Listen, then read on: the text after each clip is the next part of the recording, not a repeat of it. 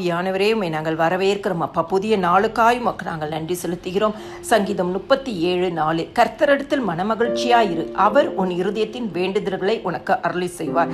கிறிஸ்துவுக்குள் பிரியமானவர்களே, நம்மளுடைய வாயின் வார்த்தையில நம்ம ஜெபிப்பதை காட்டிலும் நம்முடைய இருதயத்தில் இருக்கிற வேண்டுதல்கள் பெரிதாயிருக்கும்.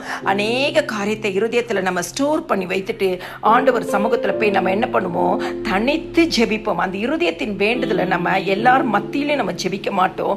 ஆனால் நம்மளுடைய பர்சனலாக நம்ம உட்கார்ந்து தேவ சமூகத்தில் உட்கார்ந்து ஆண்டவர்கிட்ட உங்கள் இருதயத்தின் வேண்டுதல்களை சொல்லி ஜெபிக்கும் பொழுது கர்த்தர் உங்கள் இருதயத்தின் வேண்டுதல்களை உங்களுக்கு அருளி செய்வாராம். எப்போ அருளி செய்வார்? கர்த்தர் இடத்தில் நீங்கள் மகிழ்ச்சியாக இருக்கணும். அப்போ உங்கள் இருதயத்தின் வேண்டுதல்கள் உங்களுக்கு நிறைவேறுவதற்கு முன்பாக தேவ சமூகத்தில் போய் தேவனை துதிக்க ஆரம்பிங்க. தேவனை பாடி ஆராதிச்சு உங்கள் இருதயத்தின் வேண்டுதலை தேவனுக்கு தெரியப்படுத்துங்க. கர்த்தர் உங்கள் வேண்டுதலின்படியே உங்களுக்கு அருளி செய்வார். ஆமேன்.